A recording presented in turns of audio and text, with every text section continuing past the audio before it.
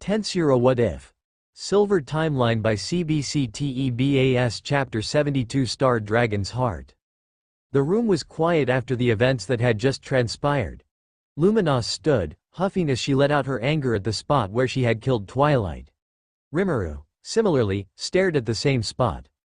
"Well, that went differently from what I imagined our visit here would be," he remarked, standing up and looking towards the door where Pippin was standing, staring wide-eyed. "Don't take this as anything bad, okay?" Rimuru crouched to get to Pippin's eye level. How he got so close without her noticing was a testament to his danger. Luminos just, "Well, I'm sure you know what Twilight has been doing, and with all the warnings from both Guy and her, this was bound to happen eventually." He brushed it off with a shrug. "Pippin, was it?" Luminos walked towards the high human. "I'm in charge of this facility from now on. Do you have any complaints?" She glared at the girl, who gritted her teeth and shook her head. "For now, eliminate all of the test subjects in here. I'll talk with you and the others some other time. Let's go, Rimuru." With that, Luminos and Rimuru activated transportation magic and left. Rimuru waved at the previously stoic girl, who now bore a wrathful expression. "Pippin, what happened here?" Ashley, who had sensed Twilight's disappearance, rushed towards the facility as fast as he could, though for some reason, transportation magic was blocked. "I've been here for 2 days already. Those guys will probably be mad if I don't go back soon.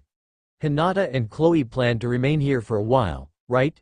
Rimuru turned to the duo, who nodded in response. He then directed his gaze at Luminos. "Are you coming with me? I plan on going to see Veldanava. Velgrin should be there as well." Luminos nodded, already prepared to talk with the true dragon. With those confirmations, the two traveled to where the true dragons were, somewhere southeast of the continent. In a deep forest, there was a clearing of 100 meters, with a structure too simple to be called a mansion but too extravagant to be called a cottage. Inside, two of the most powerful beings in the world resided. One had black hair and the other azure blue hair, and with them was a beautiful woman with long platinum pink hair. "He sure is taking his time," the azure-haired one grumbled. "I guess he really does enjoy meeting that vampire Luminos." She sighed as she sipped her tea. The platinum-haired woman giggled at the scorched dragon's expression. "You really love him, Velgrin-san. I wish I could find someone like that." She placed her hand on her right cheek as she leaned on the table. "Haha, Velgrin, don't worry. He's already on his way here," Veldanava reassured his sister, sensing Rimuru's presence approaching. "By the way, Lucia, could you do me a favor and place your hand here?" He stretched his open left palm to the girl named Lucia sitting on his right side. "Yes. What is this about?" Lucia tilted her head as she placed her right hand atop his palm, sensing something passing through her and covering her in something she could not quite understand. After finishing, Veldanava pulled his hand away and merely smiled. Just in case, he brushed it off, changing the topic. "I wonder if your brother will arrive anytime soon." Lucia sighed to herself. Seriously, that brother Rudra just stood up and went off on his own again. She recalled how just a few minutes ago, her brother had stood up as they were all chatting and then flew out without warning. Meanwhile, several kilometers away from their location, a certain blond man had his sword brandished on his shoulder as he wiped the sweat from his forehead. His body was covered in minor injuries as he grinned towards the man in front of him. "Ha! I knew it, someone strong was nearby." He rushed with a smile, attacking the enemy in front of him. With a swing of his sword that was enough to cut up a good part of the forest, he aimed at the person's neck, which was blocked by a mere sword made from magic. "Can you cut it out? I don't have any interest in you," the man sighed, his sword cracking from the swordsman's attack. While the sword was made half-heartedly, the fact that it broke was a testament to the blonde's power. "It's rare to see a high human like you. Where are you from?" He blocked another attack using a new sword that he created milliseconds before the next strike. "I am Rudra Naska of the kingdom in the east, a hero." Rudra stopped in his tracks and pointed at himself with a smirk, then pointed at the silver-haired man in front of him. "And you? I bet from your aura that you are a demon. A strong one at that. Tell me, do you have any valuables? If so, hand them over and I'll let you live." He swung his sword at unimaginable speed to cut the demon in front of him, but to no avail. Not a scratch was given to the demon. Rimuru was getting tired of this person's shenanigans. He grabbed him by the head and threw him in the air, forcing him to fly tens of kilometers away. Rimuru then created a small magic-powered sphere that he threw towards Rudra, who cursed as he created a barrier around himself. That should incapacitate him for half a day or so. As the attack connected, a massive explosion erupted, and a body could be seen falling to the ground. Rimuru scratched his head and continued his journey to Veldanava. Nazca. Rudra Nazca. The last name sounds familiar. The East, High Human, and then the last name Nazca. He pondered as he finally reached the clearing where he sensed the others. Took you long enough, Luminos, who had left him with the blonde hero, remarked. After seeing the man's personality and strength, she couldn't be bothered to interact with him. Did you finish him off? Luminos sipped tea as she sat beside Velgrind, who was also sitting beside a platinum pink-haired woman next to Veldanava.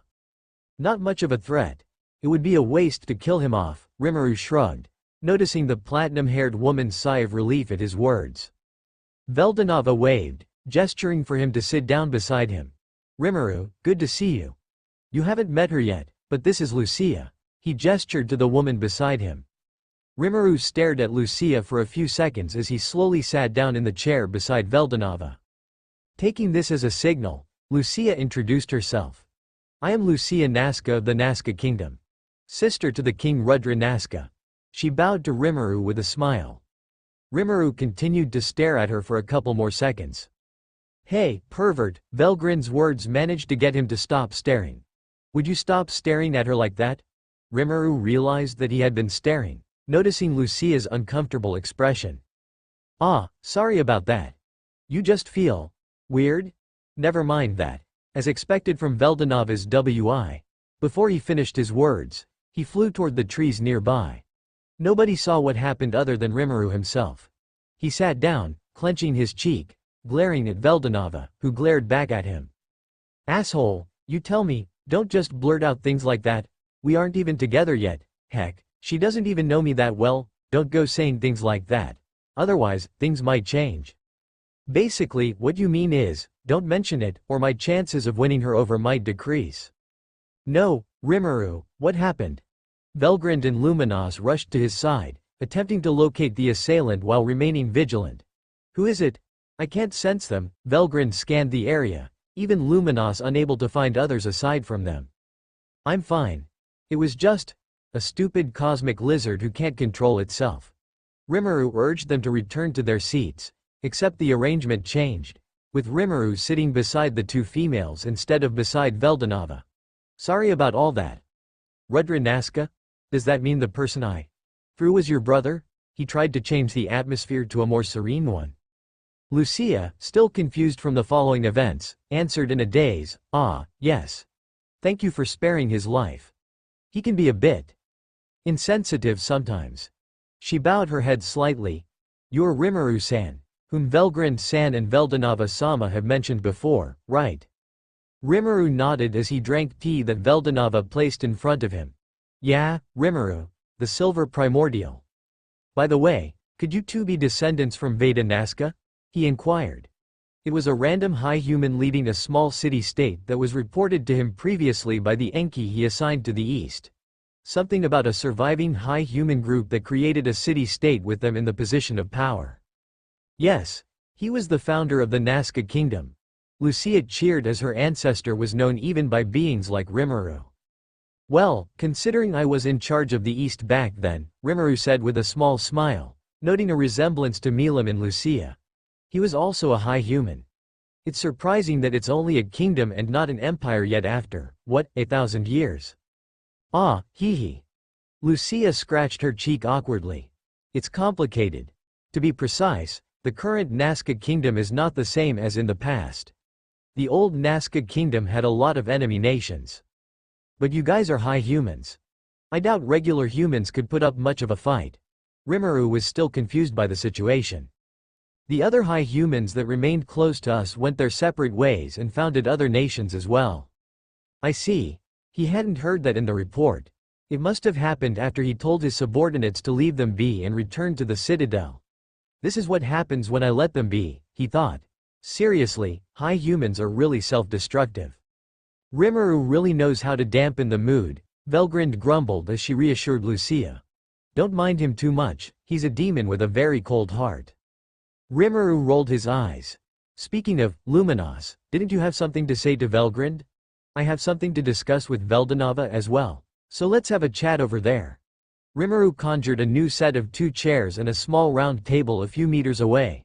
He and Veldanava went there, while the girls stayed at their seats. After placing a soundproof barrier, Rimuru started cursing at Veldanava for punching him in the face, adding that he could have died if he wasn't careful. Of course, to the girls watching, he seemed calm and cheerful, the exact opposite of his words. It's you who was careless, staring at her like that. I already told you she is mine, Veldanava grumbled, countering back. Besides, I asked for your help. Don't ruin it by saying stuff from the future.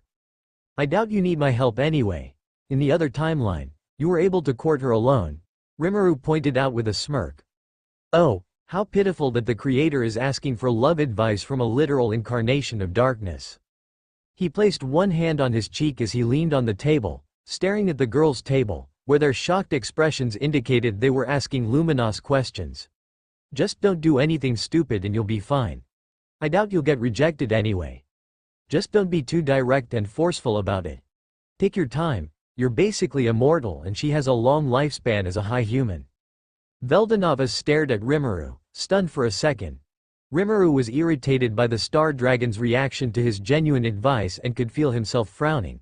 What? He inquired with a tone of annoyance. Nothing, Veldanava averted his gaze, surprised at Rimuru's honest opinion and suggestions. I guess this is to be expected from my brother-in-law, having captured the hearts of 3 maidens. For some reason, that does not feel like a compliment. Also, 3? Rimuru raised a brow. He guessed Veldanava was attentive to the girl's conversation, but the number indicated he knew something else. Playing dumb, you really like to play the long game. Veldanava eyed him with a small laugh. Not that it's a bad thing. Personally, I would have wanted you to remain with only Velgrind. But if all of you have agreed on it, then what say do I have? He turned to his sister, who was happily chatting with the silver-haired vampire and his future wife. Yeah, it's weird enough that I feel this way, but to be greedy enough to have more wives really makes me question my future self. Rimuru complained about his future self, which affected his current personality.